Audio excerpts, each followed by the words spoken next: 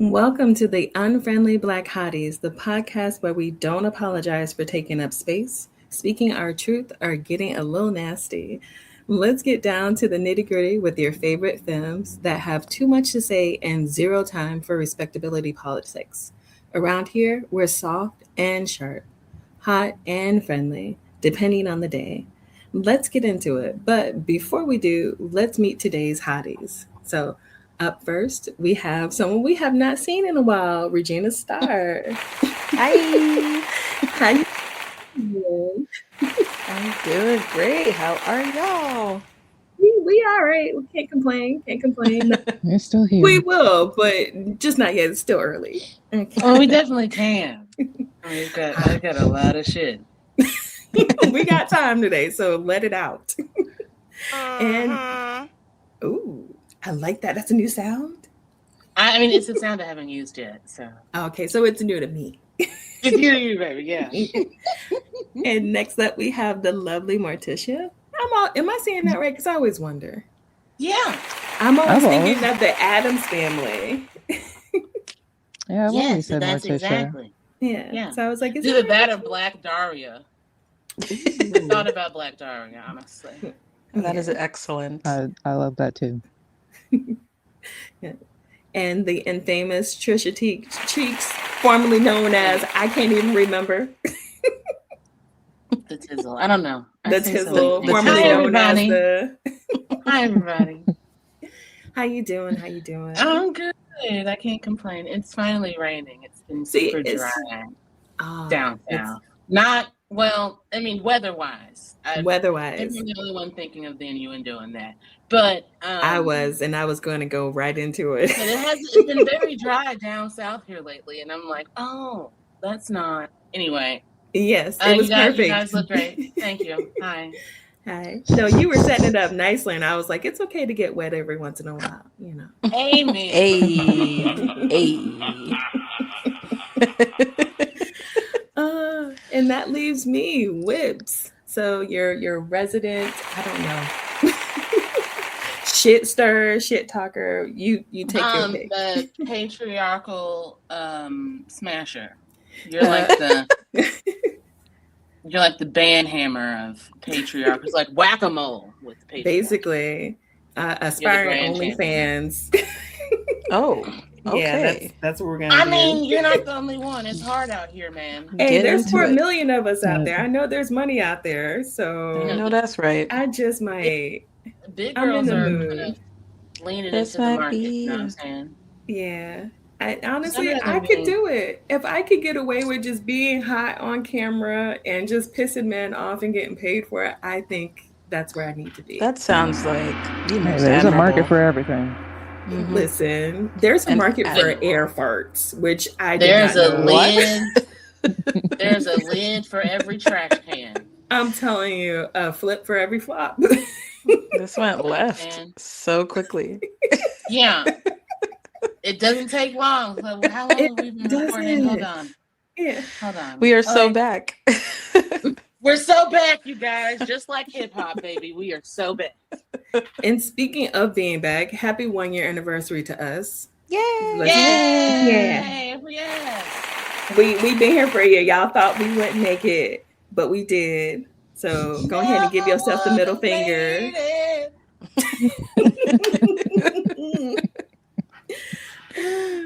I love it. And I'm surprised. Honestly, it's been a year. I'm still shocked that it's been a year. It's been a year with our proud of us. I'm proud of us too.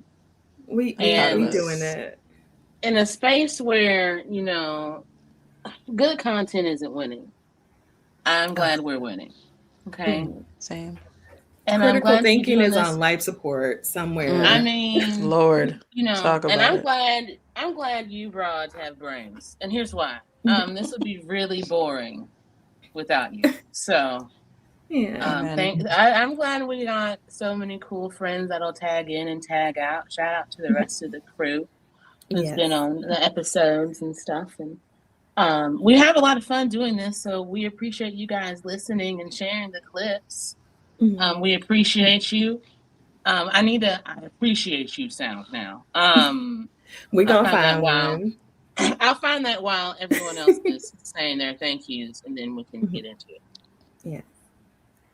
So speaking of which, if you like what you hear on this episode or any of our episodes, because we got plenty, we've been here for a year. So make sure to follow us on all the socials. That's Instagram, Blue Sky, YouTube, and Substack. So hit that follow and subscribe. All right, now. Ooh, I like that. Like, where'd she come from? She cute. Oh. I know, right? Now, let's get into today's topic. So, from alphas to golden retrievers and all that is in between, we have our faves. And if you don't know what I'm talking about fictional characters that make up the ideal book they. We came up with a lot of names, and I can't wait for y'all to hear them. But today, we are talking about books and hoes, in case you didn't know. Why do we love them? Why do we love to hate them the way that we do? So let's talk about the rise of the book bae, the bookish partners. Is that what you said earlier, Trisha? The bookish partners? Bookish partners we crave, yes. Yes. I like that. That should be a title somewhere.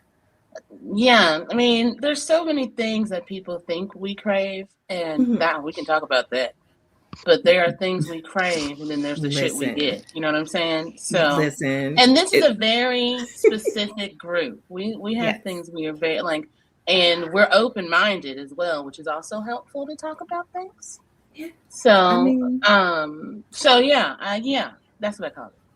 I love it though, and I like the bae friend because I don't read a lot of sapphic, although I kind of want to. But I don't know where to go. So hopefully by the end of this episode, if you're like me, you will find a new book to crawl into because I need the escape though. Yeah. It's hard out here for a pimp. It's so hard for a pimp. I've found that I have a lot of MMF. So I don't know if you guys are into that. I'll share that as well. Oh yeah. My thing is, don't y'all get confused with the names? Because even when I read like MF or just like FM in general, I'm like they, her, she, who. I'm like, can I use real names? I need names. Yeah, I think that kind of helps people who are like new to stuff like get into it. But you also have to go with reliable sources of what them definitions mean. Like, MFM is not like MMF because there's two dudes there, but they're not duding each other. You feel me? Yeah, they're not sword fighting, as we say. Yeah, yeah. They're not making love to one another. They're just they're hyping each other up, I guess.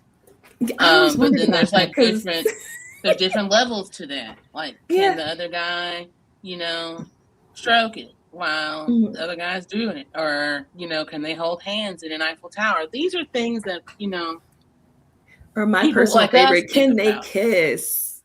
I want to see you kiss. Can he at the very least? Yeah. Can he help the other guy slide it in to the female participant? Is that touching? It's touching, obviously. It's putting it. I mean, you know what I'm saying? But like, I think that's questions we all like. But is that kind of ambiguous? Show a little more teamwork. Is that like by him doing that though? Is that like, is he part of it, or is he just is he assisting? I mean, it would be even more if he like before he helped slide it in, he like sucked it and then slid it out. Okay, well that turns it into those are the books I have. Combust. So there it is. These are the questions I have. Do you want me to be? I mean, and don't let one of them be a talker in the book, because now I'm done for the rest of the weekend. I can't. Or like a baby coated or a baby girl coated guy with a switch chick and a male soft dom. My little heart. I have a little question. I have a little saucy question. Has anyone ever gotten off while reading? Yeah. Have you? Really? Yeah. I'm I work with words, you feel me? Words turn me on. So I guess that's my tism. I don't know. I have so many things. But I always love that. I'm a visual person, but I also like reading and learning and like the details and nuances of how words are used and then words pair together. and then, reaction. Like, I can read dialogues of erotica and get off to that just as easily as I could watching porn. Mm-hmm. You know what I mean? I think I need to step up my Kegel game then. Maybe that's just, I think it's also just me, because then I have to be in a mood with it too, because I like words so much that's why I like audios. And that when I read, sometimes I will find the audiobook to listen to while I read along. Oh. So, because it makes the words, and this is how I focus on, again, I'm derailing this whole conversation. No, you're not. You're getting there. You're getting there. But, sorry, it's my fault. No. That's a great question. Because it does bring us to a really good point. Yeah, I think that the way I find words turn me on, so that's why I like a dirty talking man. Mm-hmm. That's why I like a slutty golden retriever. You know what I'm saying? Because those are the ones that fuck you into the mattress. They're like nerds. That's why I like nerds. Mm-hmm. If you got a guy that has like a tattoo and like medieval elvish or some shit, he's gonna fuck you into the mattress. Yeah. And the fact that he took the time to learn that other language when how many people in the world speak it?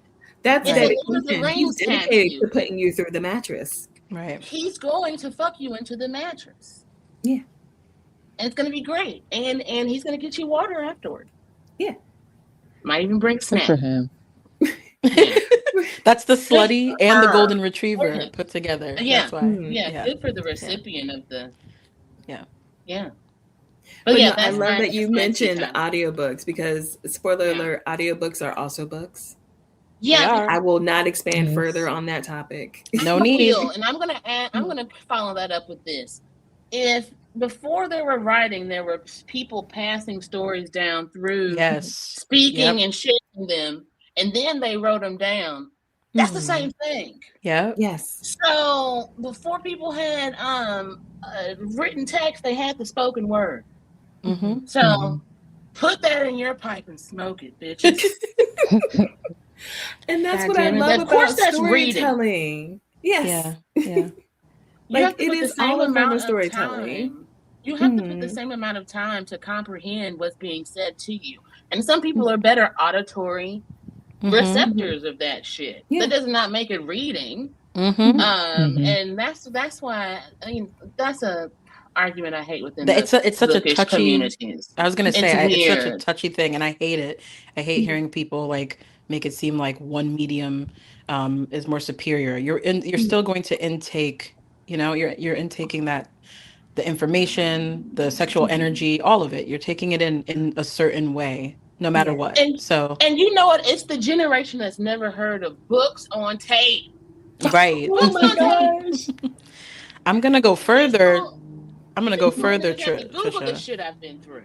I'm gonna go further, Trisha, and expand on what you're saying, and say that the handing down of stories, it was even more eloquent. You know what I mean? Back in the day, when they were handing down those stories, they were giving you a whole lot of scenery. They were giving you all the color. You got all the flowery language. You got the powerful imagery. You got the really poetic words. It meant something. It was because they didn't have all the social media in their face. They had to perform the story. Yes. Yeah. I completely agree. Why do you think they keep retelling the Odyssey? The Odyssey was something that was spoken down all the way till they got papyrus, if you will. You feel me? So, I mean, papyrus, for those that don't know, is like the ancient Greek equivalent of paper. Because some people aren't going to, everybody's not as smart as us.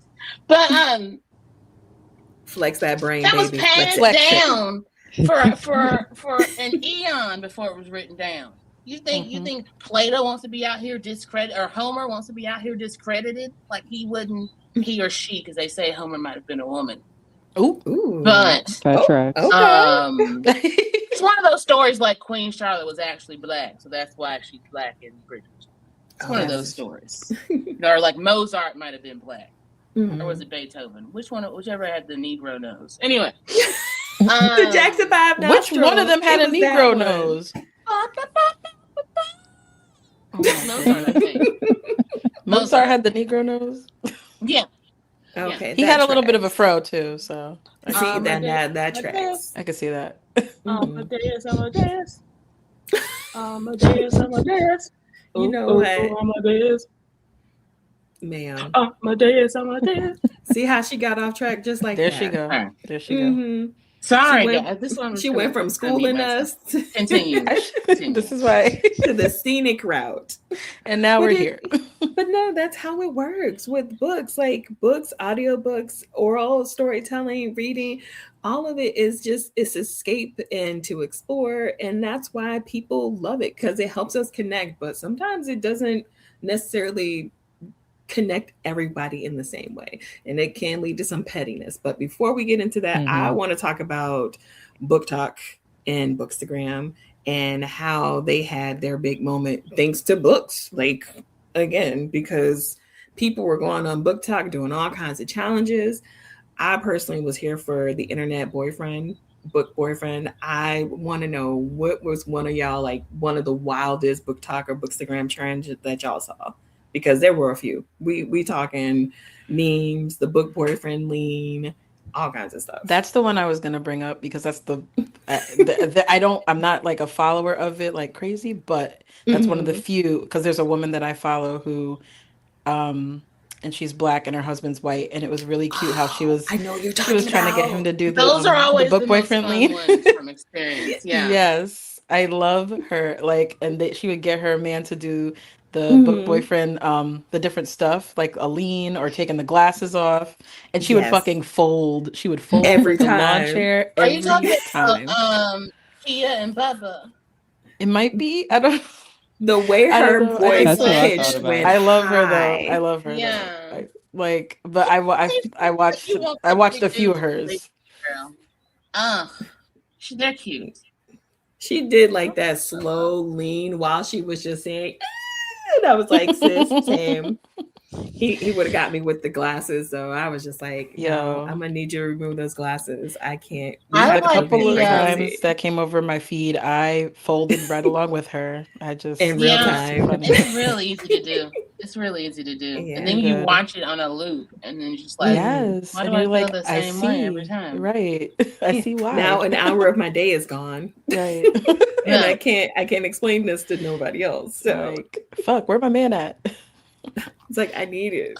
But that's literally how I was introduced to James Tang. He's actually an actor who was on TikTok, and he was doing requests to like all kinds of stories.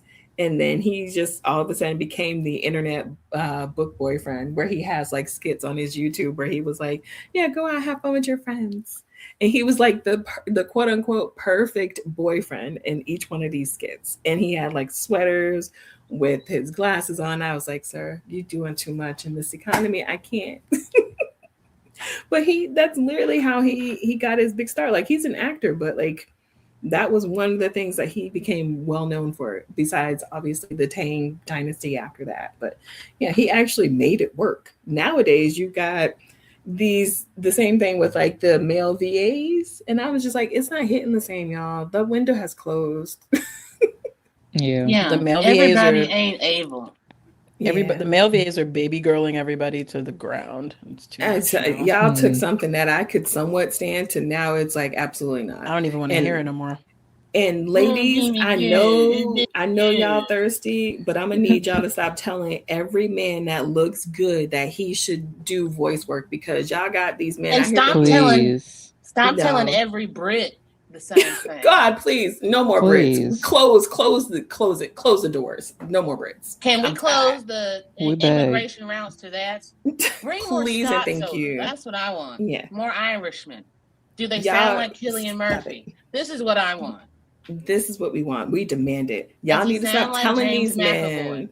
Stop telling them they sound like Chris Yamans out here, because they ain't. They sound like Kermit the Frog. Like and I need y'all to stop it.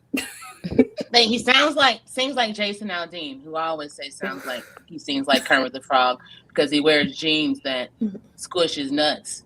Yes. Stop telling these men they sound like Billy Yandere. You know damn well he don't sound like no damn Billy Yandere. Out here sound like Bob the Builder. Stop it. Bob the Builder is crazy. Stop it. That sounds like some shit I would say. Because it was. I think you did say it at one crazy point. work. It is. Y'all need to stop lying to these men. Just tell them that they fine and leave it alone. Their egos are big enough as is. Oh God. I learned an Irish Gaelic slang word today. Ooh, what is it? And that means a handsome man whose only source of usefulness is that he's hot. Well, he ain't good for a damn thing. No, he ain't gonna never be hot. Listen, standing next to me, there is no hotter man. Like I am a man. I'm the hottest man next to any other man. I don't care what nobody say. Period. My dick is bigger than yours, and you just need to learn to live with it. I got more gumption in a little bit. So what good is that gonna do me? Gumption is a great word, dog. We don't use gumption enough. We don't use it enough. We need to bring it back. I bring it back. Hijinks, shenanigans. There you go. Bring all of it back. Uncouth. I love uncouth. Uncouth. Oh, that's one of my favorites. Uncouth is, I love it. You know what I'm saying? That sounds so good. Your behavior is uncouth. Oh, bring it back, please, and thank you. Yeah. Also, the word. Also, frolicking. I like saying frolicking. Oh, frolicking. I say that so often now. I love that for you. Wait, so when was the last time you said frolicking? I said it the other day when I wanted to kind of just go out and frolic with my friends. Let's frolic, dear. Yeah. You put an accent on it. She did. Sometimes but it was good. It was good. Just the mood I'm in. I love it. Oh, you're right. You're actually correct. Because sometimes I'll frolic with, my pinky up. There you go. Pinkies up while we frolic. I am so here for that. I mean, I would have normally said wands up, but people in certain communities get upset wands when they up. realize. We also need to put that on merch. Let me write that down. Yes, people get upset when I say that because they think I'm talking about their franchise, and I'm not. I'm talking about my collection, my treasure chest, if you will. When I say wands if they up. made wands that looked like that would piss J.K. Rowling off. So, anything that pisses her off is one of my new favorite things. Yeah, I wanted to say protect the dolls down the shaft. There you go. Absolutely, and it be like rainbow colored with glitter. Oh, I don't know about glitter. Yeah. Glitter gets everywhere. Not real glitter. Not like active glitter. Not like glitter. The glitter that's gonna kill you. You know what I mean? That's what my brain went in. I was like, if I'm DJing with my wand and now I got glitter everywhere, like not active glitter. Wouldn't it be fun if there was like a book boyfriend that did like to cosplay as kind of like he was like, and I don't want to say himbo, but like had an Abercrombie body, but like the cosplay nerdy shit, but it was always girly nerdy shit. So he looked really great in skirts. Like that one video of the black guy dressed like Thelma from God, with those thighs. The quads that man. Listen, that's a book boyfriend. I want to write that story because the intersection about masculinity and sexuality is begging to be written, and I know somebody has written it. I know somebody has written it. I need to find it. Boyfriend helped us understand that men can be that open, and that some men are not afraid. And I think when a lot of guys realize that, okay, so your girl or your partner or whatever might like reading these things, that doesn't mean she wants you to do them. It's not another intimidation tactic or another swat of your manhood, brother. It's just maybe, that's some freaky shit that's not doable, but there's some freaky shit that y'all could do that is doable, and y'all learn something about each other. I think that the open-minded man is the sexiest part about having a book boyfriend or a partner that's going to listen or anything like that, because that's just that's more fictitious than having wild sex. It really is. You can have wild sex with anybody. Friends. Yeah. But boyfriends can be friends. Not the same with friends to lovers is one of my favorite tropes. We had the vibrator conversation a while ago. I think it was in one of the first couple episodes, and we were talking about how the vibrator sometimes is seen as competition, and I feel like a lot of men in relationships with their partners, they'll feel this kind of threat when it comes to every the book single boyfriend. time, and it's Just like not competition. just This like is your they'll teammate. just like they'll feel that same threat when it comes to the audio boyfriends, the audio VAs or whatever. But it's like, no, this is another tool to help you guys in the relationship, in the bedroom, or just give you guys a little extra something to add, to the toolbox. And for me, like, that's the same way I feel about the non-binary reads. Like, there's one author, I think it's Jay and Jupiter, and they are releasing so much stuff right now. I was like, I cannot wait to meet my next day friend, like, their work, because they are really giving it to us. And I don't see a lot of that. It's something I want to learn more about, but I have to be cautious because I don't want to read it from some guy who's just jerking off to whatever he's writing. I was like, that's not helpful. All right. Like, I don't think I have. What is it called? J and Jupiter? Is that an app? I think that's the author's name. I can't think of the book. Yeah, name. I think be a pen name. This ends here or something like that. No, I'm sorry, I don't want to mess up the pronouns. I think they are non-binary, but I've been seeing a lot of their Instagram posts, and there's one character, his name is Jake, and he's non-binary, and the way that they are described is just, it's so up my alley, and it's like a zombie apocalypse story, so it's not like a traditional love story. But I have to drop that. We're gonna have to drop that in the chat. Put that in. Can you send the link? Book list. Yes, I'm gonna send you the links. Well, put on a book. I think it's This Ends Here is the title. This Ends Here. Every book we mention, send links, and I'm talking to everyone here, and then everyone listening, they'll be on our Substack for you guys to add to your never-ending TBRs. And if you have other suggestions, share those. Yeah, absolutely. If you have other suggestions, please share them. We'll also post this on the grams, and something cute. So, Yes. Ooh, okay. But that sounds really good. Yes, that's the name of it. Yes. Say it again. So I got their name messed up, but it's This Ends Here. And it's okay. Nope, they sent me to Instagram. Now listen.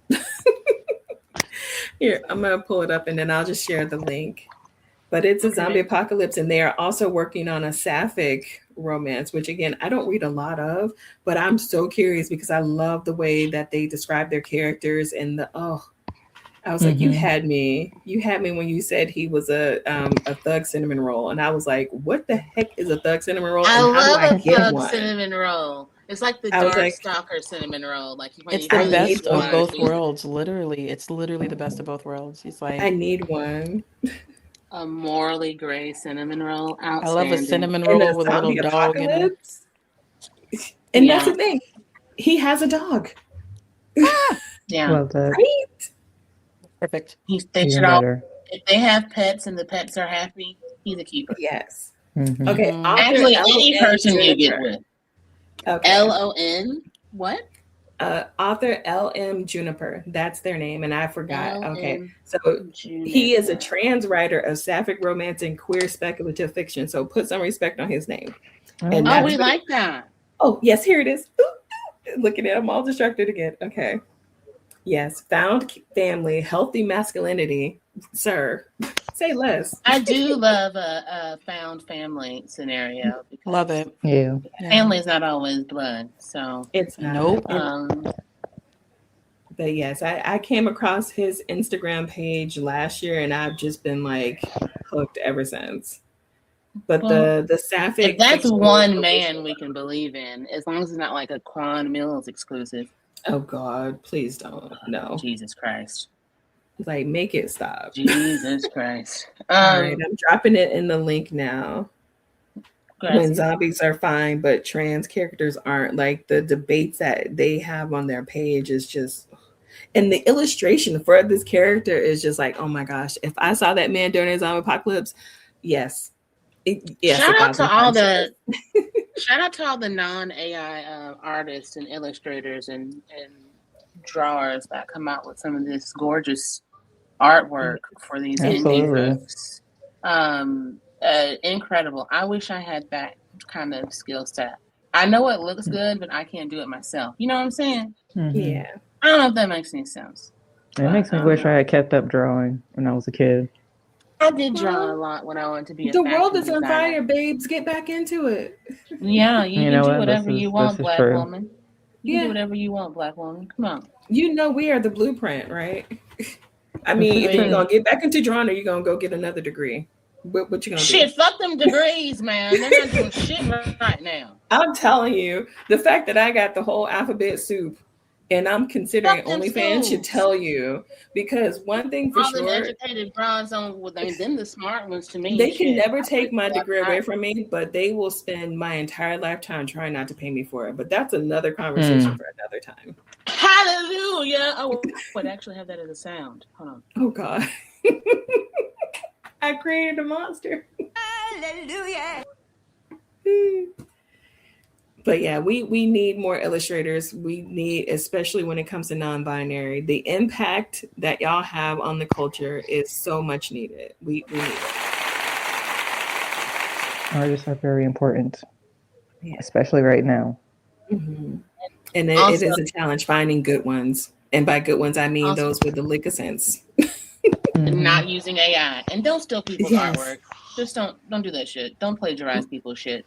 Like we're not gonna keep having this conversation with y'all. Y'all know what AI is. You y'all know how it was. Yes. So what are some culture cliches? Ooh. But now before we go, I have to ask though, what are some cultural cliches that we have seen within Book Talk, Bookstagram community when it comes to our favorite day friends, books and hoes? Because there's a lot, and I want to let y'all speak on it. Like, how have y'all seen that? Some cliches. Yes. Stereotypes, cliches, and how have y'all dealt with it, or how have you seen it be dealt with? Question. I feel like it's a lot of the hero, like the rescuing, or you know what I mean? I've seen a lot of the, the woman being kind of a damsel in distress, not fully. I think my viewing of it was probably a lot less than other people, so I can only speak to maybe like one cliche, but I think like most things, it took off into what always starts out as something like fun. It just takes like one or two people to do that one thing that just makes it branch off into something like completely just off the path of what it was originally intended for, and it ends up ruining it. And it's always one person who's ready to pee in the water when it comes to that stuff. But like, yes. Or the quote unquote colorblind readers. I don't see race. The ones who vocal fry you to death. Yeah, it's that. But I can't see myself in this black character, so you can't tell me she's black. Yeah. Yeah. But you don't see yourself in a black character, but you can't see yourself fucking 5 orcs. Yeah, at once, and they all want you. That's something I always get to me, like especially with like fictional characters. Like you can write an entire novel based off of this fictional character that you would do anything and everything to, but insert just a black villager somewhere, and you just can't compute. Or heaven forbid, you mentioned kinky hair. Princess. Yeah, I can't be a black fairy princess with 2 shapeshifters. And I can't imagine a princess with an afro. Them the ones that really grind my gears. The or a cloud princess. Cloud Bob. Go to hell. Don't even bring that up. I don't even want to go to hell. If I read a book with one of these white women and they describe the fat, funny best friend as someone with a cloud bob, I'm setting the shit on fire. I am throwing it in the river. In the highest river. I mean, I wouldn't even want to pollute a river with that trash. You know what I'm saying? Just burn it. You're right. I'm gonna burn it. But I have loved seeing people's response to like the blatant disrespect that a lot of marginal characters get. I do love seeing how people can turn it into satire, because I was like, your mind knows no limits. Like you gonna win every time, because the way they you laugh at the shit that normally pisses you off is wild. Yeah. But I feel like misrepresentation of every and any kind is the toughest thing to see, aside from, you know, the way like women sometimes are portrayed. Like if the female character isn't written in a way that helps me identify, it's like immediately off-putting. You know, I don't know. For good reason too, because we get enough disrespect out here in the intersections that we all frequent. Now we got to read about it in the one place where we're supposed to be able to escape. that part, because like people constantly forget the intersectionality of it all to begin with. Trisha done came with receipts. Trisha cheeks on the scene. I love this part. I just want to pick up books. We haven't gotten to that part. I just got to pick them up now. You prepping? I love that. Right. Good. But I think for me, outside of seeing the disrespect from alleged like fans and readers, it's the billionaire trope. Y'all. Oh, you're not a fan. And this is a safe space. I'm gonna speak that shit. Billionaire trope I can't get behind, because how do you ethically become a billionaire? It could be old money. Old money, how? But old money is probably from slavery. So. Old money historically, exactly. So somebody's uncle and them were doing some nefarious shit. So I can't get, and people are like, "Oh, you're missing out on such good characters." I'm sure I am, but I can't get behind him being a billionaire. And this is the oldest time rich guy sees a down on her luck poor girl. But you don't realize the same systems within which you operate in are the reasons why she is more than likely in the situation she's in. They're not. Yeah, I beta read a lot, and I have yet to read one that I connect with. They come across as very white savior complex, which that is frustrating. Yeah. The only good one that I've read, and thinking about it's a little problematic now. Listen, I've read a few that are slightly problematic. It is Terms and Conditions by Lauren Asher. And it's problematic because it's three brothers that fall in love and whatnot. And in this one is an arranged marriage. So he can get his cut of the they run this like Dreamland Parks. It's kind of like a Disney knockoff, obviously. And his secretary is black, but he's in love with her anyway. See, the power dynamics already. The power dynamics are weird. And she's got a crush on him too, but she is the only one that can get him to act right. So it's also come across a little magical with us. Yeah. It also comes across a little magical Negro to me. Yeah. It's well written because she's got an MA in creative writing, so it's well written, and it doesn't come across slaving. It's not like a Sally Hemings, Tommy Jefferson. Thank you. You know what I mean? The power dynamics are weird, but he never makes her feel weird. The payment in the end is that he's gonna give her a cut of what he did. So it's a little Pretty Lady-ish, but I think it's the same things that you would, if you have a problem with Pretty Lady, you probably have a problem with this. Yeah. But nobody thinks about Pretty Lady, about Julia Roberts being a prostitute the entire time. They think about Pretty Woman. You know, there was another actress that was up for that role, and that was one of the reasons why she didn't take it. Was it Molly Ringwald from 16 Candles? I can see that. Up for that. Yeah, she was up for that because at the time, that's, you know, she was at the height of her career. And she was also a redhead. Yeah. Yeah. Yeah, I can see that. See, now I want to read that just to see. You done put another book on my TBR. Now it's a standalone. It's right here. It is a. God damn it. And I love a good standalone. Another unpopular take. Give me a standalone. Give me a novella. I don't need all these big books. I got enough. Well, these are kind of chunky monkeys, but it's a standalone in a series. Like, is it intersectional standalone? They're intersectional standalones, yes. Got it. And I accidentally read this one because, you know, I like a black woman, white male dynamic, so to speak. Yeah. And I get that. Ooh. So I thought they were really good. Yeah. Oh, I love that you have a whole library. That is thick. That's like the tea time 4 fingers. That's 4 fingers deep. Yeah. Like tea time each library book.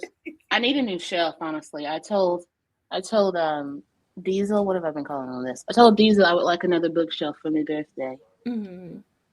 I love that though. You do need another shelf because your book collection is out of control. Because just from the book of the month club keeps coming. So I mean, it's a book a month. I usually end up getting like 3 or 4. Yeah. But I love books. I love the smell of books.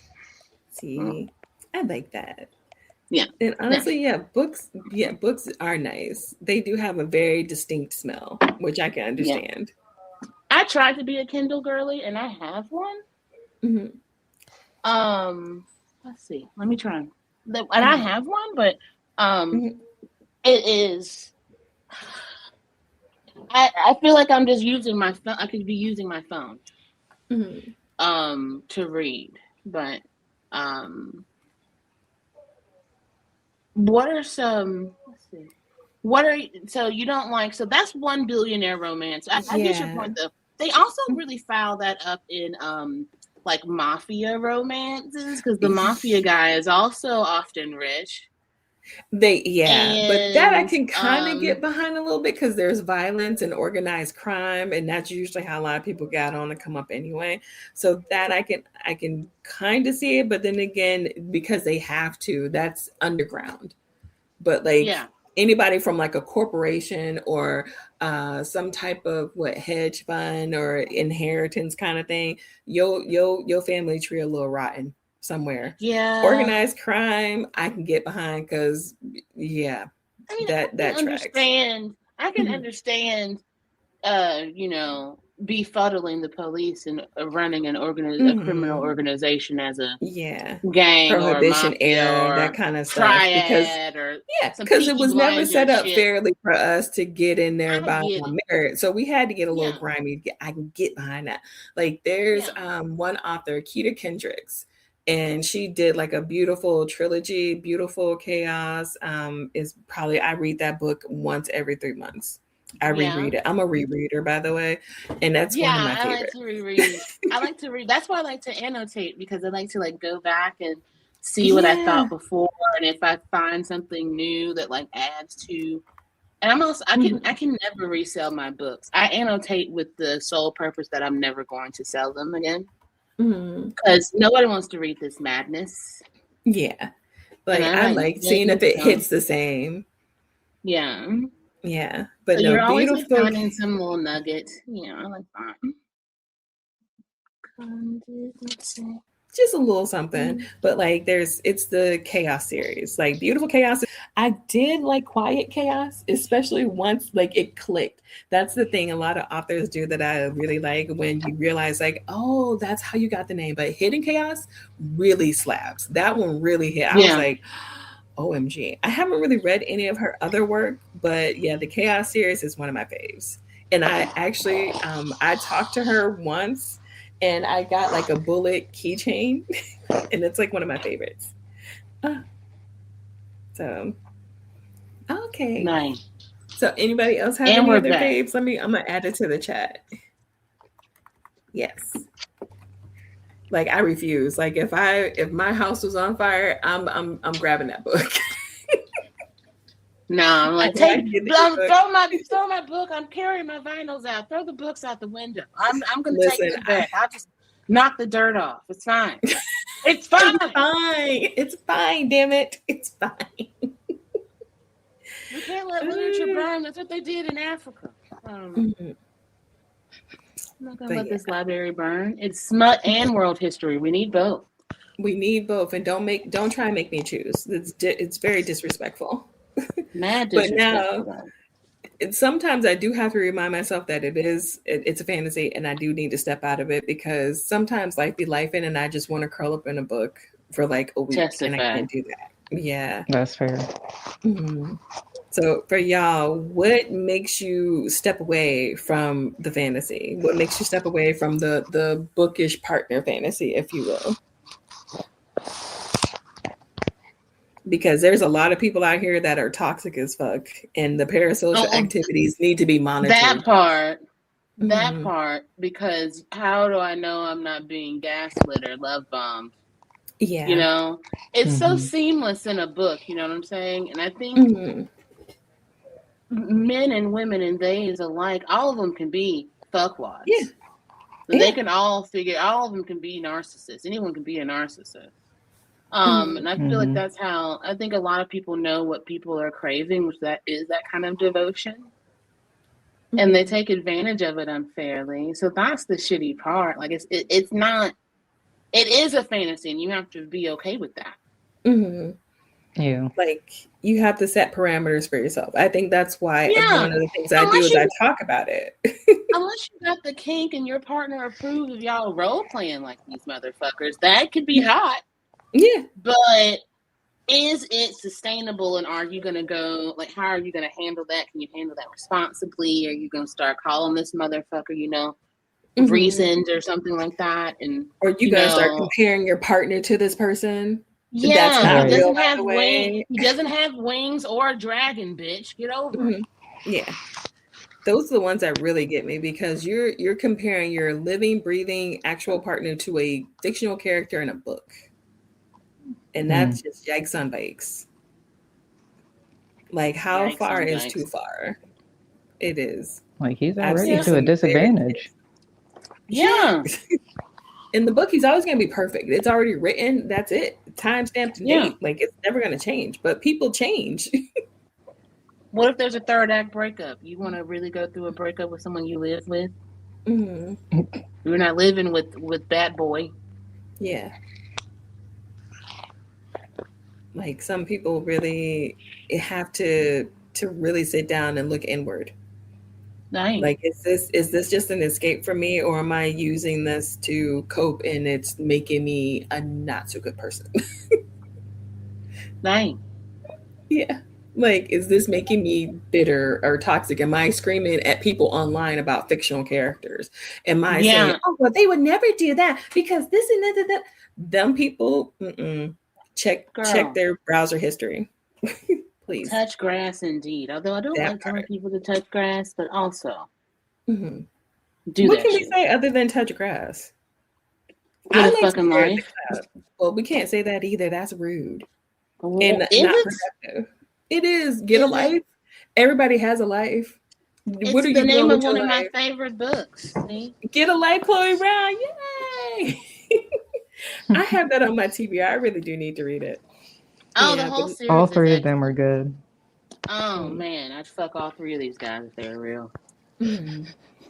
You know, who was it? And the reason why I brought up Billionaire Romance is because of that. There is one author, she is really gonna make me eat my words, because she does write characters that I think they're trying to be ethical. And I'm just like, ma'am, like it's a whole arranged romance. Like, the main female character, her father owns a company and it's a family business. She wants it. And her dad is like, the dad is so he's such a old school dude. He's like, I can't give you this company because you are unmarried. The new school contemporary romance dowry situation bothers me. I agree. That's a dowry situation. You know what I'm saying? I love this author's work. And that's when I was like, I need to be honest with myself. What is it about this that I don't like? And that's what it was. Because she writes specifically like Latin teen romance. And this one fell into the billionaire category. And I was just like, damn. But it's a really good story. Her name is Leonora Solis. And I should know how to say her name by now. I've basically been stalking her on Instagram for like 2 years. But it's part of a series. It's the Cozy Latin Billionaires, and it's Yours Finally. I'm going to go ahead and put the link in. Cozy Latin. Yeah. With, is that like Crazy Rich Asians or some shit? Not really. It's a brother's best friend trope with the fat hero. And I like it because both the MMC and the FMC are both fat characters. And I know that's not to say. Gorditas. All right. Yes. And that's the thing. I was like, I haven't read one like this in a while, but it's so good. And I was like, I had to confront what gave me the ick. It's Leonore Solis, and it's Yours Finally. But she has like several of these books, these cozy Latin Seniz. Yeah, Soliz. Solis. Oh, yeah. Okay. Gracias. But I love her work, like Yours for Now, Yours Forever, Yours Finally, Yours for Good. And I'm just like, I love all these characters. And I like illustration on covers. Oh, Gingerbeard. Yes, he's gorgeous. Oh, I love a big ginger beard. He's a big boy. Oh, I love this man. Oh man, I bet he's like a dream.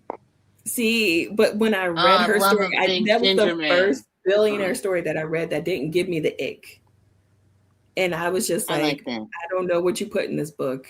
Like you put something in this book because it's cast a husky red panda. That's what you put in that book. There's a red panda in there, and he's got on the suit, and I'm just like these look like real people. I love a fat boy in a suit that fits.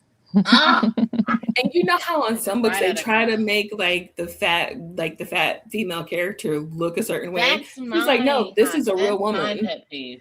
That's my pet peeve. Is that like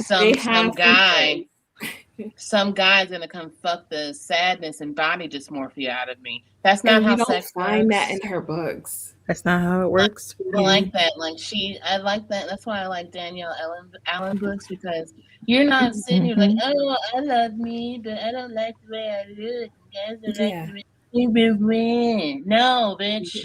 You want me to toss a book into a fire? Write that shit. Yeah, I just sat on someone's face the other week. Why do you want me to sit on your face? Yeah, that's what I want. That part. And so the sad fat girl, get out of here. Get all the way out of here. I don't want it. It's also just not realistic. Like it's not, because we're not all sad, and we're not. I think people we get look. My pool game's strong. I might be a fat bitch. My pool game's strong. And that's what I want out of my characters. Okay. Right? Like I want that. That's like who wants to keep reading about some jury girl who don't like herself because of her body? I do not want to read about a 32-year-old. I mean, if she is a 32-year-old black virgin, I mean, maybe that's for her safety. But I don't, and she's sad about it. But she has a great personality and super cool tattoos, and she's a badass in general. Yeah. But she's never gotten any play. Aside from the fact that virginity is a construct to begin with, that's fair. That part, you know what I mean? See, that's a good point. Yeah. I'm gonna put that on merch too. I think just because of my background, I always it's like a debut. But it's not the way that people look at it. Like, no, I don't like that. The whole, oh, well, she's a woman now. Like, oh, she was always a woman. Yeah. When did we switch genders? And first of all, I don't like the idea of giving a man that kind of power. That like part. Your sword, sir. That part. Go to hell. But sometimes the toxic behavior does run a little rampant, and I think that's the reason why certain people have stereotypes, because they need the story to fit exactly what their privilege is, whatever that may be. And that's why they don't see color when they read a story. They can't relate to a black character because now they're going to see it everywhere in the real world. Like, oh my God, all black people aren't X, Y, Z in the third. Yeah, how about the math? Facts. It perpetuates the idea that for some reason we're a monolith. Like when you put these things out there that way, you just give people more ammunition to just say nonsense. It also opens up a reason for us to be as hypersexualized as they want to portray us anyway, which irritates me. It's because you don't want to get to know what actually we're all about and how we have layers, and you just want to want to be able to use us or the black body for your pleasure. Our pleasure isn't even an afterthought. It's not even thought of. It's not even part of the deal. So that's also, what how I diversify my, because romance can be like, oh, Caligon taking me away or whatever. Mm-hmm. But I kind of want that mutual swooning, like that mutual I got your back. You know what I'm saying? Mm-hmm. Like that trust building, like, which is also a lot more fictitious sometimes in a book than it is in real life. It's a lot more intimate. We talked about like the physical part of it, but like that to me is the true intimacy in some of these books, is when you're being vulnerable with somebody. The interpersonal communication skills, just in like the banter alone of some of the things we read, is genuine and is what everyone would want in a relationship. You want to be able to joke with the motherfucker. Yeah. You know what I mean? You want to be able to, make brownies with this motherfucker and maybe flick some batter off your titties. You don't know. We don't know. Yeah, you know where it's gonna go. Literally, the book we I do finished know. reading. We want that. All of the above. Exactly. Literally, the book I finished reading this week had some of like the best back and forth banter between the two main characters.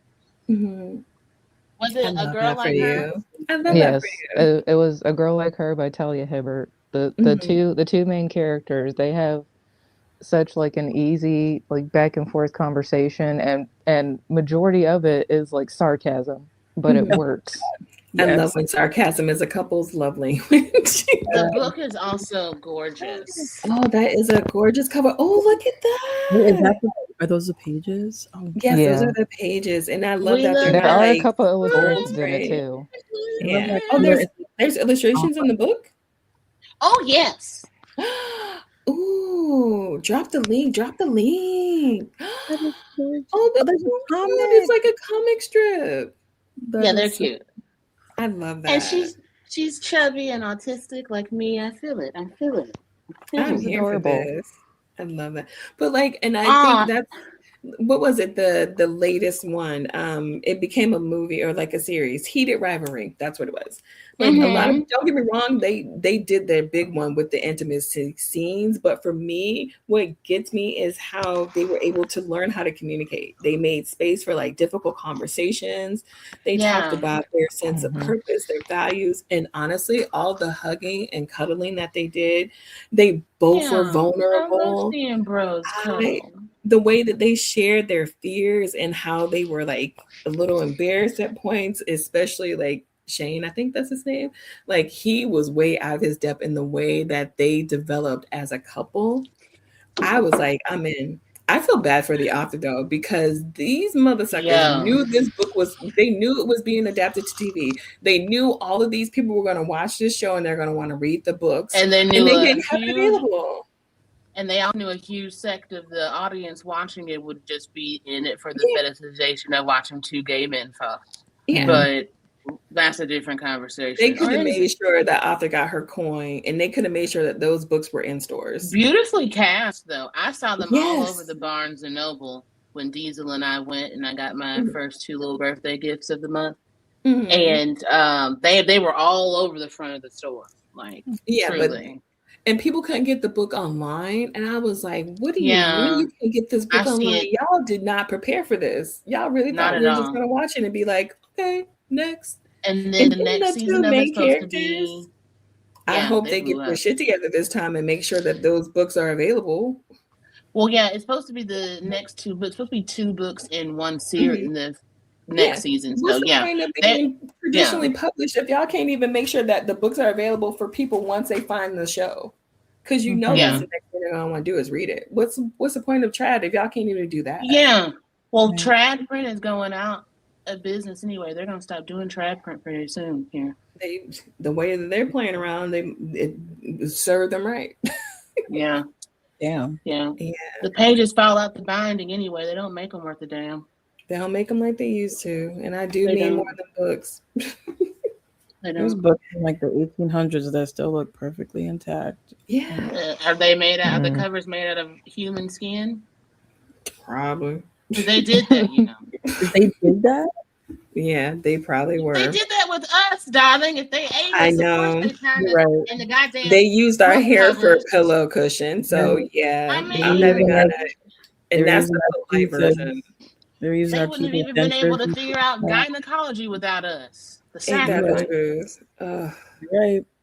That's very true. The history lessons I teach you. Also, speaking of history, happy Asian Pacific Islander Heritage Month. Yeah. Shout out to them. Shout out to her. But no, now that since we're talking about consumer safety and predatory behavior, because that using somebody's body against their will is extremely predatory behavior. What are some like trigger warnings that you wish you would see more in books, like content and trigger warnings in general? Because there are some books that the cover would be good. The cover don't look nothing like the book. First and foremost, I think having trigger warnings and making sure every trigger warning is sufficiently covered is the main key. And that if there are trigger warnings, and you see these more and more dark romance, quote unquote, but any trigger warning that can obviously trigger someone or be sensitive for someone to read needs to be implemented, especially if it's got anything to do with experiences, like any essays or child abuse. Well, there are some authors who don't feel the need. There are some authors who but they definitely should. They didn't get like sensitivity reading on it, so like you can tell when it's very thought out. But especially with the sex part, like some of this shit needs to be defined. Like I think especially if you got an elder teen, like I wouldn't necessarily want. My mother wouldn't have wanted me to read anything about consent, non-consent, CNC. She wouldn't have wanted me to read that. Did I read it? You goddamn right I did. Because I would sneak her Zane books out of her bedroom because she worked. I was just gonna say Zane ain't have no trigger warnings. You open that book and you were like, well. So I'm like, well, I had to Google a lot, and then I had to answer my mother, who's been Googling this shit on my computer, and then I had to tell her I've been sneaking her books out because I can't lie worth a damn, right? Well, and she scares me. See, I love you, Mom. Shout out, Mom. You ain't had no business reading those books, then. I mean, I shouldn't have been reading that. Yeah. Did it help inform my writing? Yeah, because I had to look it up. I had to Google it. You know what I'm saying? I had to ask Jeeves back then. It was Ask Jeeves. You can do it then. R.I.P. Ask Jeeves. Jeeves would tell you everything. So, I had a lot of questions. And I was kind of like Tina Belcher. I was like Black Tina Belcher. I love that. Yeah, I love that reference. Yeah, I was like Black Tina Belcher. But you're right. Like, especially experiences, anything that's harmful or would have like a negative situation or unsafe environment, like I really do feel like those should be included. But again, there are a lot of readers who don't. There are some readers who read it and they say, this is my grocery list. I want more. Yeah. For listeners. Go ahead. Go ahead. Oh, I was just going to say there's some people who like feel like whatever tropes or things like that they're that they're writing about, it may not be taggable maybe. And it's just like there's levels to it. They kind of just forget that what may be kind of tame for them or maybe less triggering for them is super triggering for other people. So there's some of that forgotten. I think just overall, I feel like you don't know what everybody's experience is. Just try to make sure all the bases are covered. It's just the easiest thing. Yeah, like I honestly feel like as a writer, that's our due diligence because you are creating a scene. You are storytelling in a way that if you do it well, people are going to escape in, and the further down that escape they go, the more it is your responsibility to do it safely. Even if it is like graphic, erotica, smut, what have you, you have to give them that permission of knowing what they're walking into before they start reading. And I don't like when authors or readers like, oh, well, they're grown, they can pick up whatever books they want. No. You can't do that. Not in the year, Lord, 2026. Hey, like just it takes nothing. Triggers, detailed trigger warnings in the back of the book. Give them the option of going to read that. Because even in like the Mead Mishaps books, like those books are considered like relatively light, but even so, at the beginning of the books, each one of them has like hey, this book contains like X and X scenes because of whatever. Yeah. And there's some people who are triggered by the light stuff. Like there's something you can't. Of course, I'm showing the girls how Morticia brought up Mead Mishaps because he's one of my book boyfriend top fives. But of course, my goofy ass had to look up dubcons. Like, is because it's dubious consent is what dubcon is. Is that the same thing as consent, non-consent? Like, what's the difference? So it's very helpful when it's spelled out for me because I'm gonna look it up anyway. I'd rather not have to put the book down to do that. Yeah, and it's worse in audios because people will just kind of use it by their own interpretation instead of just having some clear definitions. And that confuses the listener because they might be assuming something. And because they're assuming something because you clearly didn't define it, they might be listening to something they don't want to or think something that they might be into is named something else. And that other person that they want to canoodle with doesn't know what that shit means. Then they end up choked out. Yeah. And there are some websites will actually Quinn, I'm talking to you. Just because you put it on your website doesn't mean anything if your VAs don't comply with that. You can have the definition and then you having it don't mean shit. Because first of all, your listeners ain't on your website. Not what I thought it was. My bad. Go ahead. Y'all need to stop. No, and when I say y'all, I'm talking to Quinn. There's 2-year relationship I was ever. That's what I was looking for. Okay. And I had to circle it back because I just realized that the 2 main actors for Heated Rivalry, they actually did an audio with Quinn. And I'm pretty sure they were trying to capitalize on the, obviously. Oh, well, yeah. Yeah. That's what capitalistic white women like to do. Capitalize on the ladies. And they don't have to do it well. They just have to do it. Why are they getting that fucking zaddy from the pit to do this mid shit beneath him? If I'd much rather just watch him. Well, there's a lot of things I'd like to watch him do, but not listen to him on Quinn. Yeah. That'd be number one. And now I spend even more money on. I was like, Quinn, y'all ain't do nothing but open the doors up for better VAs that are not on your app. Because now I spend way more money. I spend so much more money on audio. Also, Quinn, if y'all are gonna get Black celebrities to voice your shit, can you get a Black celebrity who doesn't look like he has a white mother? Not that there's anything wrong with that if he's a Black guy. Not that there's anything wrong with that. But that's what they're comfortable with. The last several is like if you're dating this guy, you're gonna be more comfortable if you go to his parents' house and his mama's white. It's okay if his mama's Black, Quinn. They want palatable Black. That's what they want. Yeah, they want safety zone Black, which is fine. The guys that the high yellow brothers they've had on there are perfect. They're nice boys. Very. What if I want someone that looks like Winston Duke? I want Winston Duke in a rom-com. Honestly, I need that expeditiously. Because he looks warm and delicious. He really does. That man has thighs that I would, just biting my lip just thinking about that man. There's nothing better. Everything about him is just biteable. I hear the M'Baku chant, I hear demon. That makes my bean jump. I love it. I fucking love it. No, it was Get Out for me when he had on them little short shorts with the glasses. I love. Was it Get Out or no? Oh wait, not Get Out. It was Us. That's what it was. Because I wanted it to be us and alone in a room where there are no others. Listen, him in that tiny ass bed. Oh my gosh, the things I wanted to let him do to me. Oh man, that they illegal in at least 12 states. Because my God, yeah, I love a husky man and hoochie daddy shorts.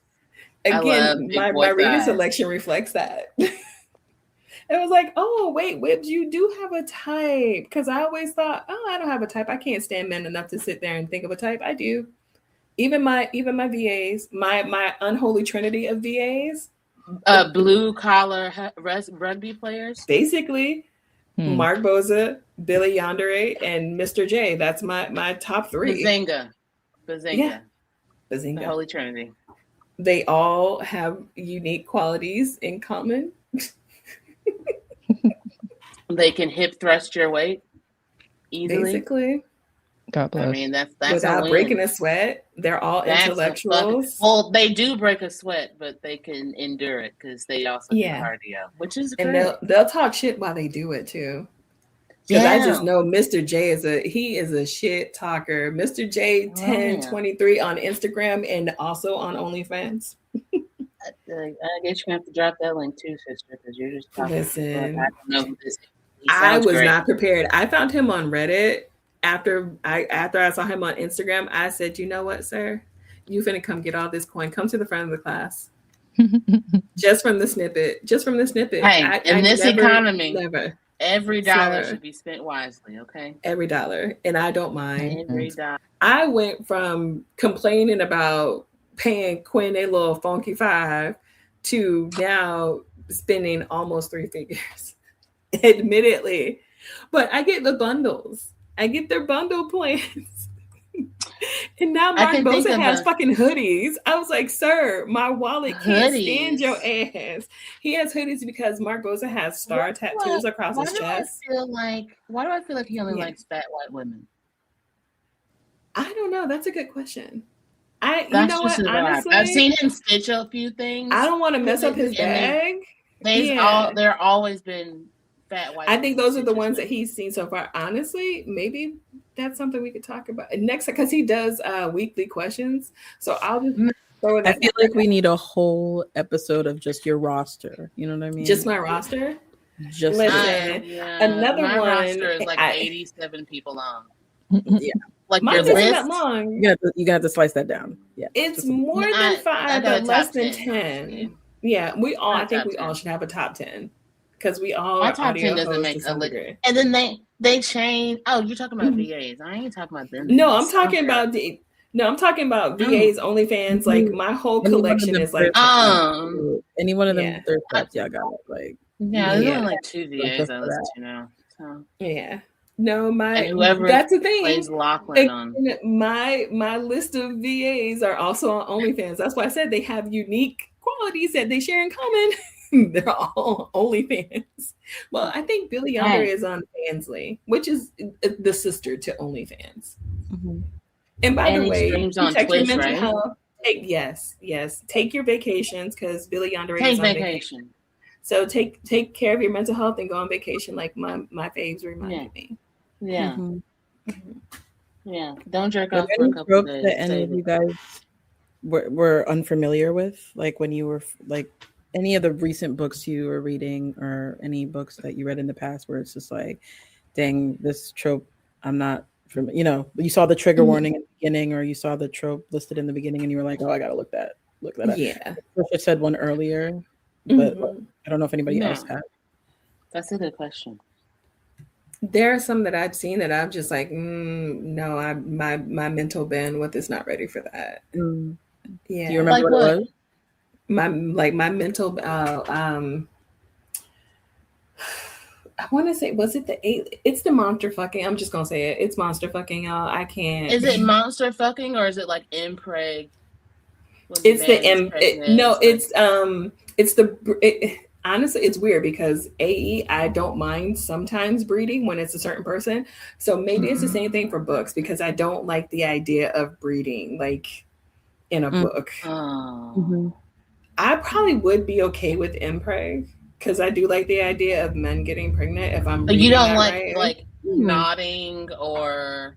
Nodding. Or, they use their tail, has a spur on the end, and they use that to I kind of do like that. I did beta read. I am look at Regina, she's like, wait, what? Have you ever read Morning Glory Milking Farm? No. I've seen the Instagram post about that, but I haven't read it. I feel like that poor man was traumatized telling us about that. I wasn't traumatized. I'm like, after I finished reading it, I was like, I've read it all now, but I wasn't opposed to it. because I feel like everybody's got a little monster inside of them. You feel me? Maybe that's true. I just haven't unlocked it yet. You got. Some are minotaurs who go to sperm banks to get milked. And they put their dicks in a tube. They stand on the outside. They go in a little place. They stand in. They stick their minotaur dick minotaur. And they get milk. You feel me? And so the sperm is collected in these big ass bottles. It's very much a sperm bank, except their sperm is like used for medicine or hair dye or some shit like that. I don't remember. See, and that's where you lost me. And this is also a world that has like minotaurs, orcs, vampires, elves, some other shit. And in the whole series, there's like other monsters, beasties, or whatever, and what have you, that are also in there. I'm clutching my pearls. But for this one, the Minotaur is kind of a husky, good-looking sounding kind of dude. I don't know. So, like, the chick that's there, she's a human. And so she goes and works. She's like, I need a job. I don't want to live with my parents. So she moves into the city where all the monsters and the beasties live among the humans. They live together because that's civilization. This sounds like a very high quality. Everybody's got a little monster inside of them. You feel me? So she works at the Minotaur sperm bank, and so they all come in. And some of these Minotaurs are like some really nasty fucks. Like they'll just come in there and be like talking dirty while they're getting pumped. And like this particular Minotaur, she falls in love with. He's got a huge cock, but he also has to be very nice. Mm-hmm.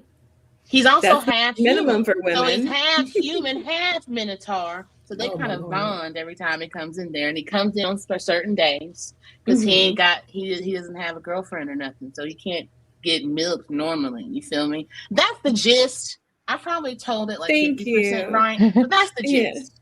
I like that though. Your storytelling skills were there. I liked it.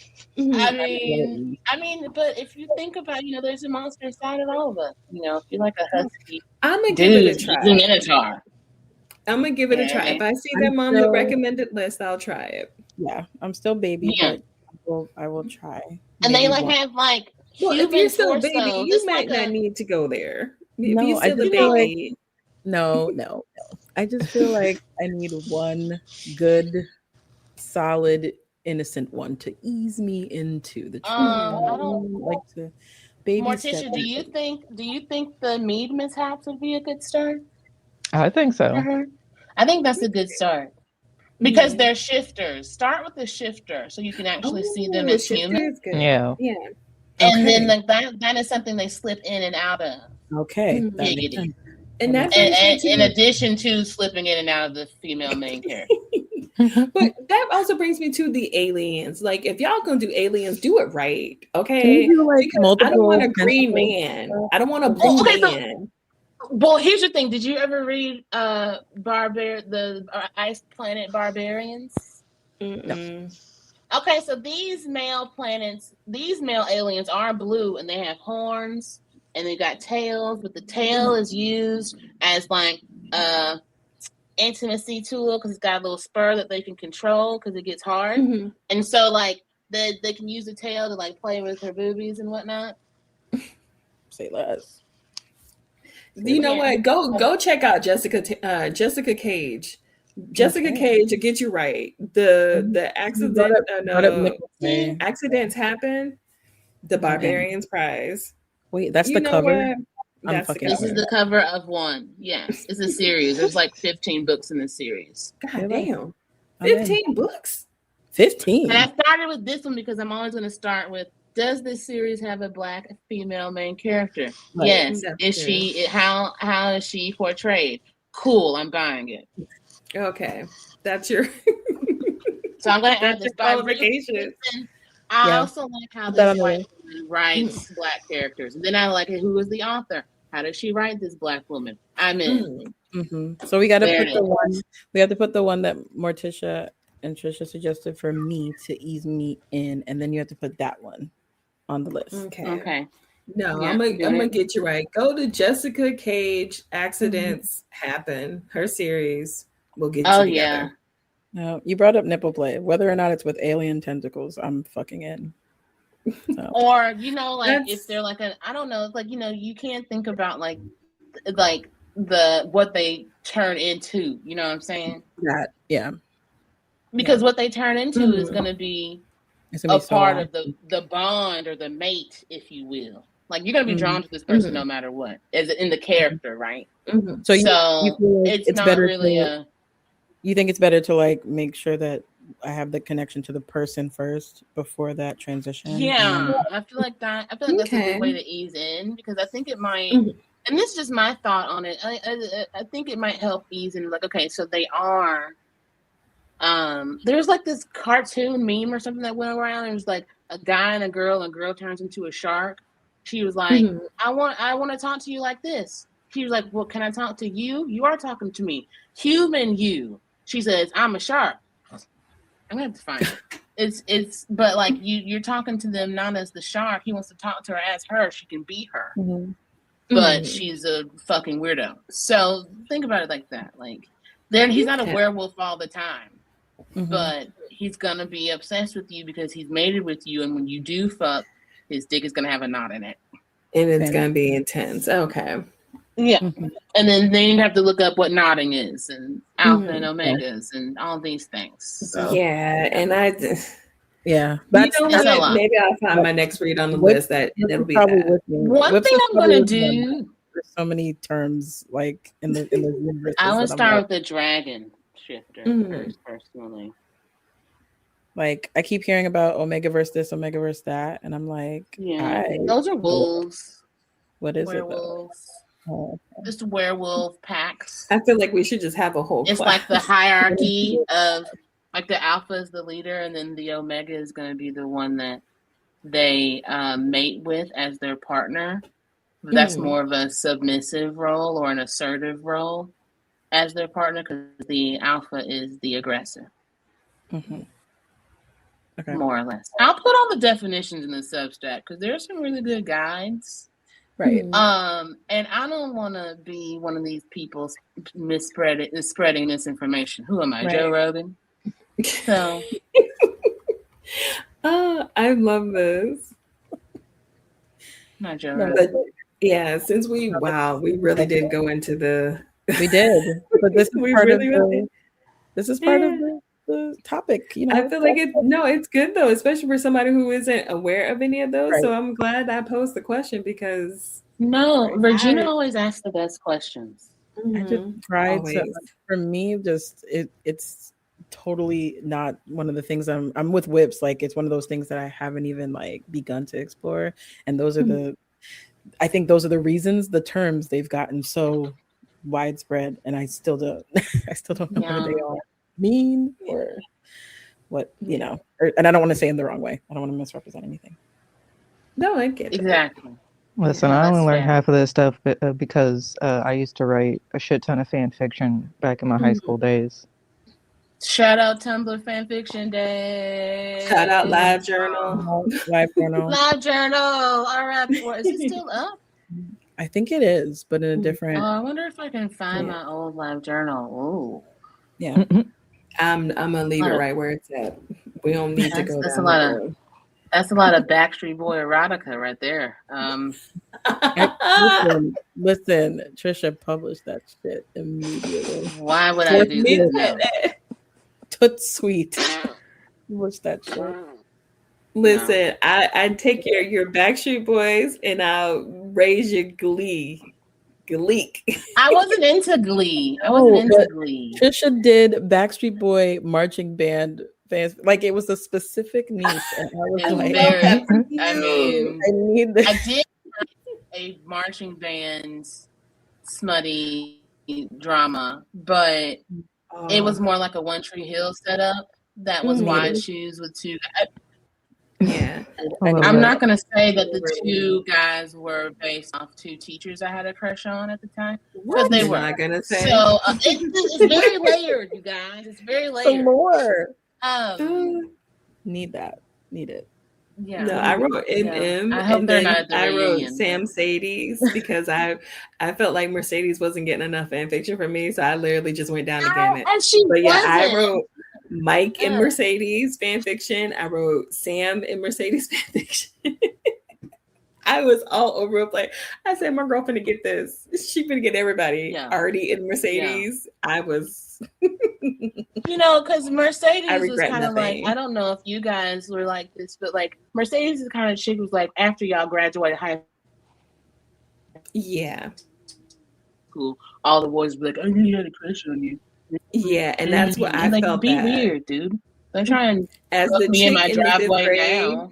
Fucking weirdo. I related to her the most for that reason, because I remember being in the 5th grade and nobody wanted to rock with me, and then 6th grade, all of a sudden the same people were looking at me that way. I said, absolutely not. I was uncomfortable at that point, and I was used to you telling me no, like you're not into me, and now all of a sudden you are. No, absolutely not. Don't be hollering at me after 10 years after you graduate high school. Keep your distance, you my fine. dude. You ain't, nigga. Especially in middle school, like I was still uncomfortable with the idea of kissing a dude in middle school, which oh my god, meanwhile my friends were giving hand jobs and closets. I had no idea. Yeah, they were on buses and I was like, y'all that was not me, dog. What that even was is not if someone what if a boy pulled his dick out on me on the school bus, I would be enraged. Yeah, and so offended. Like, sir, this is state property. I was not a safe place for none of these dudes. I was like, if you don't get your musty ass away from me. No, like I had no tact as a 5th grader. And it was worse because like I already had like size B cups. Like I was already wearing ladies' clothes from Fashion Bug. Okay. Right. The Jacqueline Smith collection. Yes. God damn, the Delta Burke collection, the Kmart Blue Light, baby, before they built plus size clothes for fat children. I hated it. I hated my clothes. I hated everything. The last thing I wanted was some musty little boy. Like Winnie the Pooh sometimes. Just a t-shirt and socks on. Nasty little boy. Ugh. It's like, you don't smell yourself. Yo, no, that's one of the times like, hey, brother. I was rude. Don't raise your hand unless you're sure. Like, I was and there were always asking a question. I was like, you don't smell yourself? Oh my God. Yo, and then they said I was mean. Read with their finger under the word. Yes. How you gonna did not appeal to me? Can't read? Yeah, pick your struggle, boo boo. Because I can't. Yeah, you're failing all the way around. You're failing. How you gonna be? Don't raise your hand unless you sure, brother. Don't do this. And they were always the comedians. They were always the comedians. But then they always made fun of me for having my nose in a book. And I was like, well, maybe if you did, you wouldn't be so nervous in class. Maybe if you read on your own, you wouldn't be reading like a goddamn speaking spell when we have to read out here looking like a damn gremlin. Reading is fundamental. I'm terrible ways, brother. Get off the video games. I hear making Ferengis look hot because y'all are dumb. WrestleMania 2000 on the N64 will be there after you read this book, brother. Yo, these motherfuckers hurt me. I hated it so bad. Ugh. Same. Ugh. Fuck them. They got 3-4 kids trying to be like Nick Cannon now. Like, I do not want you in my life, brother. Oh yeah, I was about to say, but they could procreate. They did something. That was the one thing they knew how to do. That's one of my favorite part about the book boyfriend in these books, though. Because circling back, because we're off the rails for the 11th time. We fell all the way off. Like, if there's like a ex-boyfriend that ain't shit. And the character knows he ain't shit, so the breakup was kind of the impetus of the book or their encounter or something like that. I mean, if it was like a fake dating situation, right? I love when jerks like that get their comeuppance. Like, that's always the height of the book. The finest of wines. Like, I really, and it is. That's kind of why I like dark romances. Is like the FMC has been wronged by this motherfucker, and then the new man is very much like, my wife, protect her at all costs. He felt and you knew it was real when he said, "Don't touch my wife." Right. When he said, "Don't touch my wife," oof, and you clench like this, like a fist. Yes. Yeah. You want that. So I love when I love when fuckboys get their due. I love that. That's what I like. Especially in like darker mafia, because there was one scene in particular I remember reading, and the way he literally dismembered old boy. I said, "Now see, my man." Listen. Yes, which is wild because again, I'm still new to monster fucking, but I'm here for a dismembered mafia romance any day of the week. You like what book is that? You can't just say it. And don't let the female character get in on the fun.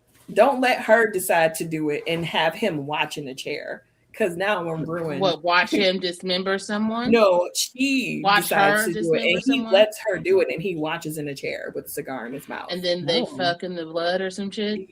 Something like that. Okay. I haven't read that yet, but that could work. That's usually how it happens. Yeah, that's usually how it is. Like when they capture him or whatever, and he was like, "Oh, you ain't gonna do it. You won't do it to me." And she was like, "No, say less." Because that's where you are now. Say less. They had sex multiple times that night in the book. Yeah. Lots of snoo. Snoo. I'm not even going to hold you. I might read it. Yes. Okay, so I didn't think I was into that either. But he was like, you hold your own. He was like, I will guide you through it.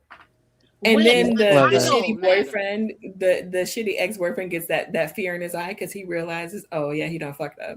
Because she really is about to do it, and he's going to walk her through it. Madam, the title, madam. My kingdom for a title. My kingdom for a title. Oh, Hidden Chaos by Keita Kendrick. Yeah. Beautiful Chaos. Yeah. She's aware of the madness. Quiet Chaos. By who now? Keita Kendrick. Beautiful Chaos. She's aware of the madness. And Beautiful Chaos. Quiet Chaos. She is the madness. And in Hidden Chaos, they both partake in the madness. I love being the madness. Nice. Yes. And it's a delight. That. Which is why, again, I read these books once every 3 months. Yeah. Like Keita Kendrick. What's the name of the series? It's a Chaos series. It's 3 books. So I don't know if you would call it a series or a trilogy. I like a trilogy because, 3 books should be the max. I feel like if you got to write 7 or 8 books, what part of the story is left? Yeah. But you gotta tell it from other people's journeys. Like that's what some people like. They like those. Tell their story in another series. They need an offshoot. Like you need a spinoff. It has to be really good. See, I would agree with you, but I grew up reading L.A. Banks, so I can't fully agree with you. It's kind of like having Moesha. It's like having Moesha. And then you get the Parkers, right? That's homegrown. Okay, now that makes sense. But I grew up reading the Vampire Huntress series, and I was here for every character. Yeah. Every character. I wanted all of them. I feel like it has to be that good. Like it has to be like I want to follow every single character. Yeah, it has to be like the Cosby Show, fuck Bill Cosby, and then a different world. It's got to be something like that good. Okay, I can get behind that. Something else seamlessly. It can't be like Friends and Joey, because Joey sucks. Friends suck too. You know what I'm saying? So it can't be like that. Yeah. Okay. That's a good one. Yeah. No, that's a great example, by the way. That is a perfect example. No, I'm here for you. I can't. But I'm with you, Trisha. Three max. Three. That trilogy is great. 3 good, solid, thick motherfuckers. You know what I'm saying? And that's what I wish more authors understood that I'd rather have 3 amazing books than 6 lukewarm books in a series. Right. Yeah. Like I'd rather have 2 delicious novellas than 3 books that I got to ease into. Right. Because you know what? Because then I'm hearing about the fact that there's like 5 or 6 more. And I'm like, like some of these book girlies, like some of these book bays, and people like, oh yeah, you got the first 2 books. They set the stage for the 3rd book, and that's the best book in the series. And there's 6 books in the series. The fuck you mean? No, it could have done it in the first now you upsetting me, girls, because and then these hoes have the nerve to release a novella in between. Like, okay, so wait, you couldn't split the one book you just had. You couldn't put this in the next book you had. Like, as the prologue, bitch, it's only 30 pages. That's a prologue for real. You know when there's like a cold open to a show, then they run the credits, then they start the show. Mm-hmm. It was right there. You had the material right there. Who did this? Who let this go to print, bitch? You're killing me spiritually, financially too. Because again, the consumerism behind books is wild. Especially nowadays. Yeah, but here's my thing, and I think y'all might agree with it. If you find an author you like, you're gonna give that author another chance. Mm-hmm. So if you end up with 7 to 8 of her books or that author's books, that's money well spent. That's why I don't mind buying books. Yeah. Particularly at the rate in which they want to stop printing them in this country.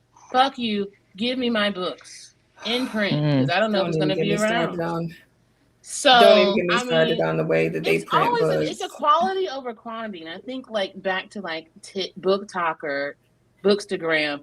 People have made it about the aesthetic. Have as many books as possible. Okay. Why do I have as many books as I do? Because I hyperfixate on things I love. I have 400 pens too, but people don't know. I mean, I just like books. Can I read that fast? No. I just like looking classy in my office shots. Honestly, at this point, I'm starting to consider some of these traditionally published they're considered unsafe environments. Because y'all are preying on readers to take advantage of them emotionally, financially. Reprints. And some of these cons that shouldn't special happen. editions. Yeah. No.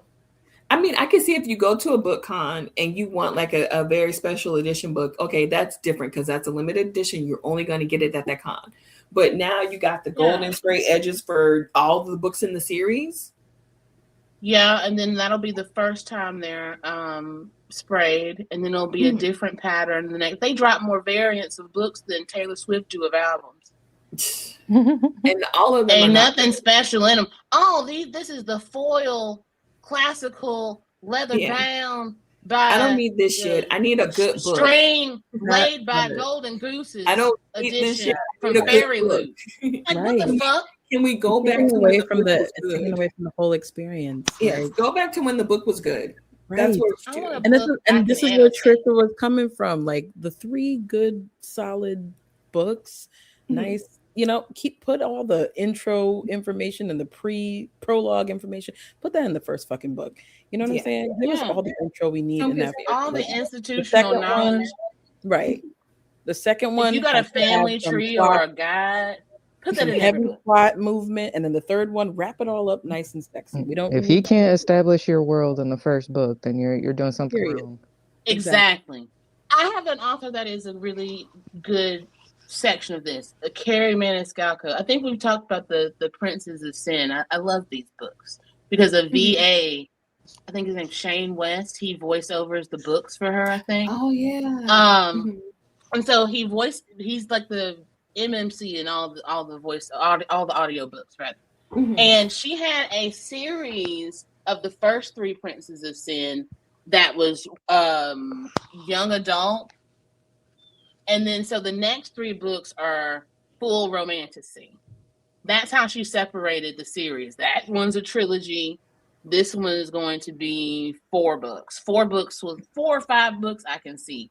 If it's past 7 books, that's crazy. I do think a trilogy is tight writing, though. So she broke it up like that. I can see doing like that, and it's an interconnected world, like something like Brandon Sanderson would do in his fantasy worlds, like the cosmos. But why does it have to be like?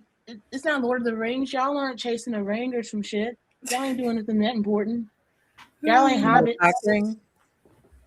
You know what I'm saying? Y'all ain't going through generations of hobbits, my nigga. Like, just tell the story. Listen, I think that's it. Tell the story, dog. I mean, okay, so yeah. 3 books, 3 of them. Like, because I feel like otherwise we're losing we're losing all the meat. We're losing all the good stuff. And then we're getting a little crazy. And then novellas in between, like you said. And no.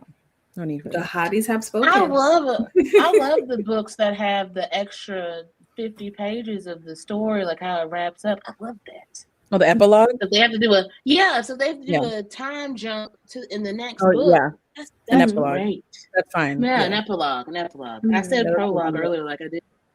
Well, no, prologue, you're right. If it's at the end of the book and there's another book, then that would count as a prologue. But if you're at the end of that final book, that is the epilogue. Yeah. I love that. The hotties have spoken, y'all. So if you don't like it, oh well. That's the edict. Only write 3 books. Or do a proper transition the way Trisha Cheeks laid out for you, and no more excuses. Now let's round it up, because I need to hear y'all key takeaways from today's episode, because baby, there was a lot to go in here. So shout it out. I know what mine are, but I want to be polite and give the floor to y'all. You can start. Okay. Stop telling these so-called hot men that they sound like Chris Yamaz on my damn internet. Stop taking advantage of authors and demanding X, Y, and Z when you know you ain't gonna read that book. Also, respect reader spaces. I cannot stress this enough, and this is also for readers. You don't like what somebody else said, that does not give you invitation to provoke and attack them. And have fun, explore. Because I know I'm about to get into this TBR list that y'all gave us. And shout out to non-binary authors and writers and readers and the like. I can't wait to read more of your work. So yeah.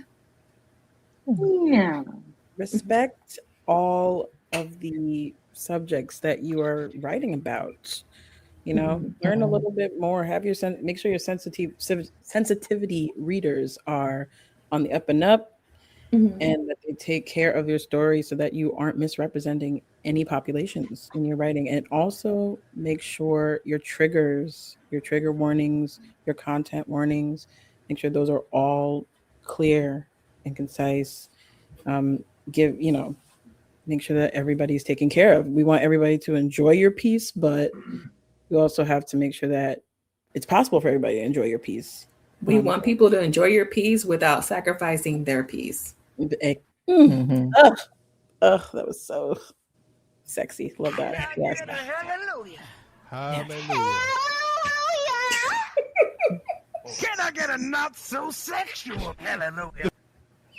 No, I don't know what that was. I mean, I don't remember downloading that. But how come every one of these is like that? It's so unhinged. I don't know what was happening the weekend I put these in. What was happening? Was it a you football were weekend? High? Did you have gummies? Was it a when you were football picking these weekend? sounds? I had a gummy before this. What do you mean? See, there you go. Now we know. I gotta work out. Like, I don't know what that was. I'm gonna do like so many barbarian splits class after this. Thank you, Regina. Sorry, go ahead. Well final? That I like that. I'm sorry. I thought it was gonna be a nice hallelujah. I gotta get better sound. Sorry, guys. No, my last one was give certain things. Well, for those who are readers, it's all right to. I loved being able to learn from you guys how to baby step my way into a trope I'm not familiar with. So we were talking about monster fucking, and it's not something I'm going straight to, but I loved the breakdown. For me, did you ever read those Animorphs books? No, see, I think we watched the show. I think that started. Is that what it is? Like, if you got, he's a cute boy that happens to turn into an anaconda. Okay, I might go to prom with him. Okay. I feel like I watched the show, but I wasn't getting turned on by it. Because you were a child. Good for you. Yeah, but I was but yeah. We're gonna have another episode. Yeah, I think this is where we've got to go back to the sexuality and ADHD episode to explain me. I think. Yeah. No. Go back and listen to that episode, by the way. Please like, follow, subscribe. Yes, please. Great episode. But those are my takeaways. I love learning from you guys. Yeah. We love that you are here today. You always ask the best questions. Really, thank you.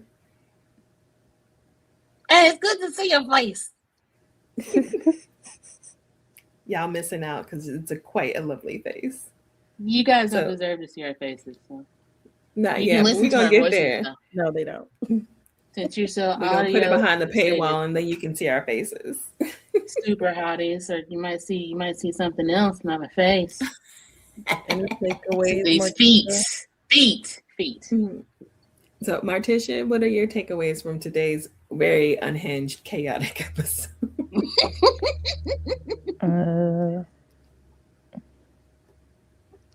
Honestly, probably my only takeaway is the dudes are better in books. That is very true. Why do you always say the most succinct shit? Brevity really is a solo wit. You feel me? Brevity is a solo wit. I love it though. Yeah, I've been asked frequently over my life, like why I don't talk, and it's like I don't talk unless I have something to say. That's how. God damn it! And when you say it, it's a fucking delight. We all listen because we know we're getting that word.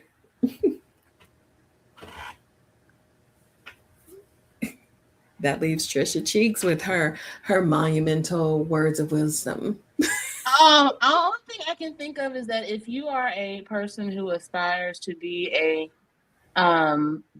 book talk or bookstagram thirst trap, book boyfriend, girlfriend, or they friend, respect the community that you are in, and remember, you don't have to start by pandering to an audience just by reading ACOTAR. You can read something else, and it doesn't have to be Colleen Hoover either. Or read what you like because your authenticity. Read what you like, but don't just do it to get the simple bitches. The simple bitches are going to come anyway, giggity. That part. So, got it. So, yeah, that's all I got. I love it. Thank you. Thank y'all all so much for listening. Thank you, hotties, for joining me for today's Books and Hoes episode. This was a blast. If y'all like what you heard, follow us on all the socials. I ain't playing about that, especially on Instagram, because that's where we cut up the most. YouTube is my favorite. Substack is also a fave. I'm new to Blue Sky, but we can chat over there too. We're having fun. And don't forget, we also have we talk about books in so many of our episodes that we do have a book reading list. Yes. And don't forget, shout out to Doc Dubs, who is the head librarian of the Black Congressional Library, the first and only. So shout out to her. We do have a book list, and we're going to add all the titles that we talked about. And anything else that we wanted to mention and we forgot because we get off the rails very easily. We're like, oh, squirrel. We'll put that in the Substack where this will be published as well. So you're not going to miss a goddamn thing. Yes. In our next episode, what about your friends? Cultivating intersectional community. Well,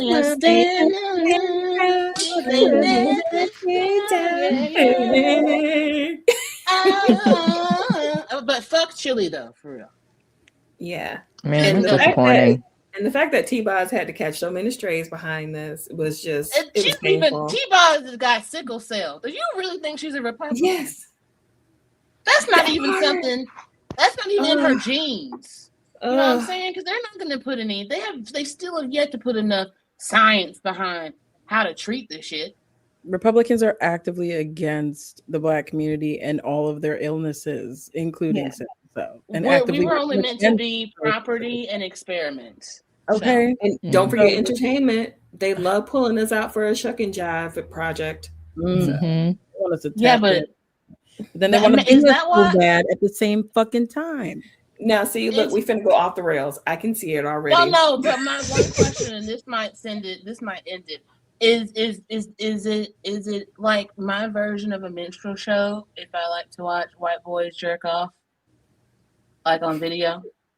Is that my minstrel show, or is that just equality? Is that equality? No, it's not reparations. Reparation comes with money. I don't. Look, reparations means I can scale up.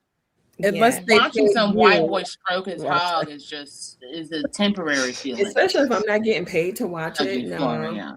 Yeah. So is that like my minstrel show? Perhaps. No, I'm gonna say no. I don't know. How does it feel to you? Does it feel to you that way? Oh, it's fucking hot. You know I love a good stroke video, especially if it has sound. Oh, I love a good solo, but yeah, no, I'm gonna say no. It's not. Cool. It doesn't advance you and it doesn't pay you. So no. Yeah, that's true. So it's kind of like eating too many cookies. Yeah, it's fun at first and then you feel sick afterwards. Yeah, but no, anyway. friend. No, friend. All right. Let's go. Well, all right, guys. We have been ridiculous. Thanks for hanging out. Yes. Come back and see us again. Or listen again, because you can't see us. Well, you know, in their mind, they're probably imagining it. Some nice titties.